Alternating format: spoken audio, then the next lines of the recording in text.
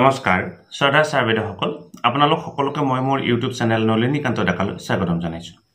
Sir বাইদেউসকল আমাৰ প্ৰতিখন জিলাতে এটি চেন্ট্ৰেল কিটচেন বনোৱা হ'ব আৰু তাৰ পৰা বিদ্যালয়সমূহক খাদ্য যোগান ধৰা হ'ব। অৰ্থাৎ আমাৰ মধ্যাহ্ন ভোজনৰ যি আহাৰ সেই চেন্ট্ৰেল কিটচেনৰ পৰা যোগান ধৰা হ'ব আৰু অক্সফৰ্ড ফাউণ্ডেশ্যনৰ লগত অসম চৰকাৰে বুজাবুজি চুক্তি হৈছে।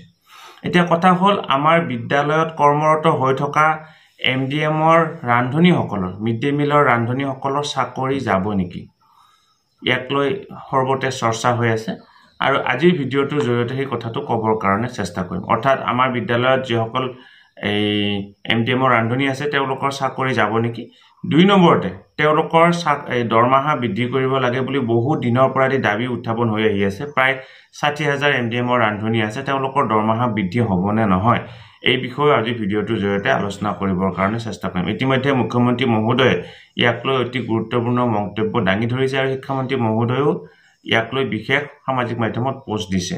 ছাৰ বাইদেউসকল এনেকুৱা ধৰণৰ খবৰসমূহ পাই থাকিবৰ কাৰণে আপোনালোকে অনুগ্ৰহ কৰি নলিনীকান্ত ডেকা নামৰ ইউটিউব চেনেলটো ছাবস্ক্ৰাইব কৰিব। ভিডিঅ'ৰ ডেছক্ৰিপশ্যনত আৰু কমেণ্ট বক্সত 2টি লিংক দিয়া আছে, এটা হৈছে ফেচবুক পেজ আৰু আনটো হৈছে হোৱাটছআপ গ্ৰুপৰ লিংক। আপোনালোকে তাত জইন হৈ ল'লে এনেকুৱা ধৰণৰ খবৰসমূহ আগতীয়াকৈ পাই থাকিবৰ কাৰণে সক্ষম হ'ব। এতিয়া মুখ্যমন্ত্ৰী মহোদয়ে এই সাংবাদিকে সোধা এক প্ৰশ্নত এই প্ৰশ্নটো কৈছে যে কি ৰাজ্যৰ প্ৰাথমিক বিদ্যালয়ে হওক বা উচ্চ প্ৰাথমিকে হওক বা হাইস্কুল বা হায়াৰ ছেকেণ্ডাৰী স্কুলতে হওক কৰ্মৰত হৈ থকা মিড ডে মিলৰ যিসকল ৰান্ধনী আছে তেওঁলোকৰ চাকৰি যোৱাৰ কোনো প্ৰশ্ন নাই, তেওঁলোকৰ চাকৰি নাযায়।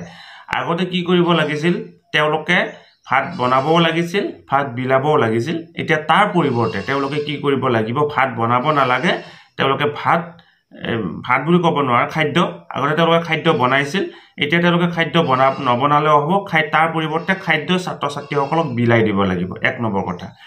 2 নম্বৰ কথা, তেওঁলোকৰ দৰমহাৰ যিটো বঢ়াব লাগে বুলি এটা দাবী উত্থাপন হৈ আছে। ইতিমধ্যে তেওঁলোকে যিটো অতি কম পৰিমাণৰ দৰমহাহে পায়, গতিকে মুখ্যমন্ত্ৰী মহোদয়ে আশ্বাস প্ৰদান কৰিছে বা তেখেতে বক্তব্য দিছে পৰৱৰ্তী যি কেবিনেট প্ৰত্যেক বুধবাৰে যিহেতু আমাৰ কেবিনেট অনুষ্ঠিত হয় একো অসুবিধা নহ'লে, পৰৱৰ্তী কেবিনেটত মিড ডে মিলৰ ৰান্ধনীসকলৰ দৰমহাক লৈ এটি গুৰুত্বপূৰ্ণ সিদ্ধান্ত গ্ৰহণ কৰা হ'ব।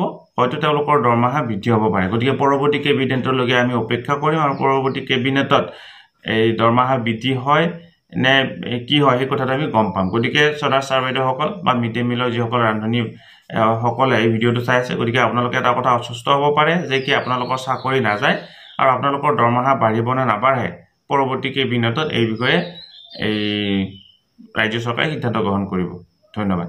শ্ৰদ্ধা ছাৰ বাইদেউসকল, নলিনীকান্ত ডেকা নামৰ ইউটিউব চেনেলটো হৈছে এটি শিক্ষামূলক ইউটিউব চেনেল। এই চেনেলটোৰ জৰিয়তে আমি শিক্ষক, ছাত্ৰ ছাত্ৰী, অভিভাৱক আৰু বিদ্যালয়ৰ কাৰণে উপযোগী কিছু ভিডিঅ' প্ৰস্তুত কৰিবৰ কাৰণে চেষ্টা কৰোঁ। আপুনি যদি আজি পোনপ্ৰথমবাৰৰ কাৰণে এই চেনেলটো চাইছে, অনুগ্ৰহ কৰি চেনেলটো ছাবস্ক্ৰাইব কৰিব আৰু অল নটিফিকেশ্যন প্ৰেছ কৰি থ'ব।